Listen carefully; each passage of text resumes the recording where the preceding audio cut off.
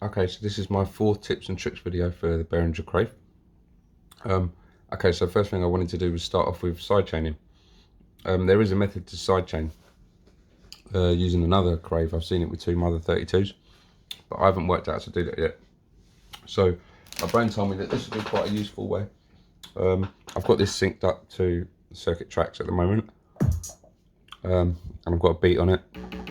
I'm going to do a quick pattern on here. That'll do. Press play.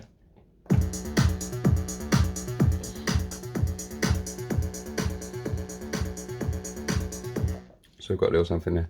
So the side training trick is you want it to duck on the kick. Well, technically I can't make it duck in volume, but I can make it disappear. So if you put holds on the 1st and the 5th note, when you press play, you need to press reset first. But there we go.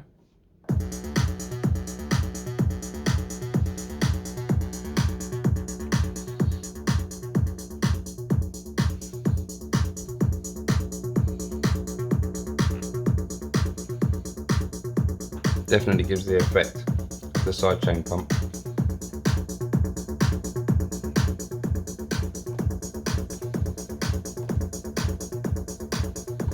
That definitely works quite well.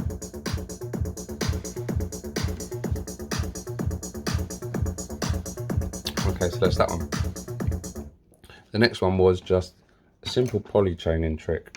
You see people with 2 Craves all the time talking about polychaining them up. I've tested it quite extensively and really doesn't do anything special. So the way that I would do it instead of polychaining them up would probably be to send everything out individually. So first you want some long patch cables that I'm struggling to find. There we go. You want to go from keyboard CV into oscillator CV on the second one. Then you also need, you're going to need to open up the gate on the second one. So you're going to need to go from the gate out of here to the envelope gate in here on the second one. And then you are going to need, you're going to need the VCA line coming out of the second one going into the audio in. So now we know when we press a note, the gate is opening this gate, the pitch is being sent to there, and the amp is being sent out the VCA line into the external in audio. So we know there's no excuse not to hear the second one now. I have to take it off the menus.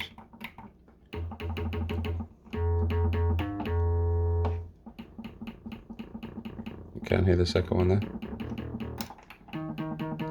So what we're going to do is tune these. That'll do.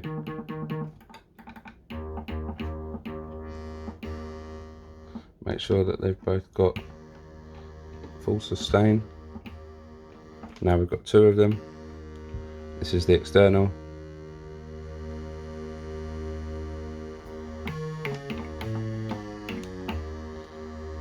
So now that essentially they're polychained up.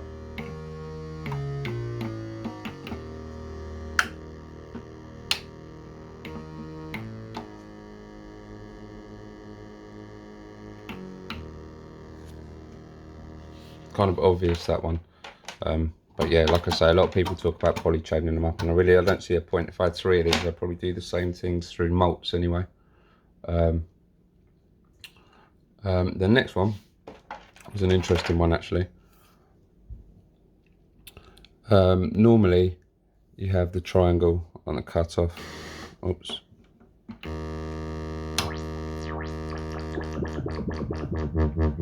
And that's controlling the speed of the warp. And that's set to triangle, and you can set it to square. I wondered what happened if you plugged the triangle in to the cutoff, even though it's already set to do that. It's set to control this. So now, without it, you can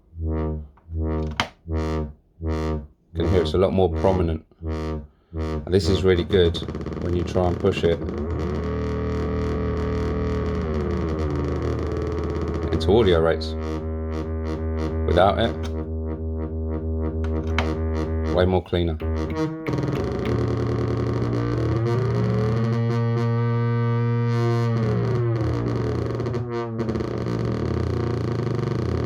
I'd still suggest that you tuned it. So you want to go keyboard rate into LFO rate.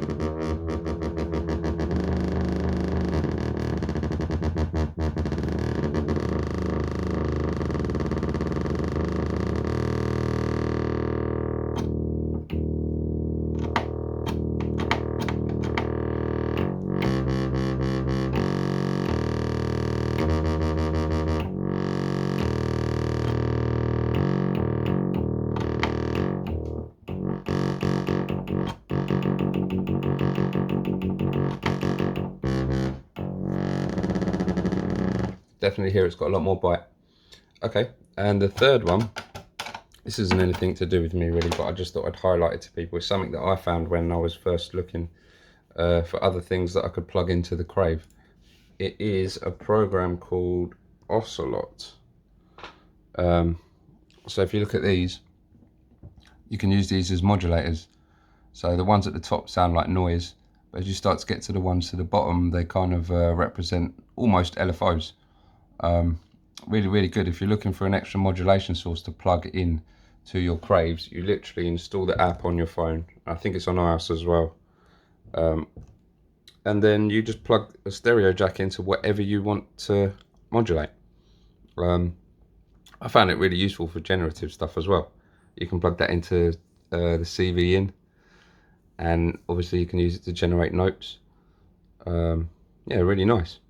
Okay, so that's it for my tips and tricks for the Behringer Craves. This is the fourth one. Hopefully I'll do more. Like and subscribe, do what you do. Cheers.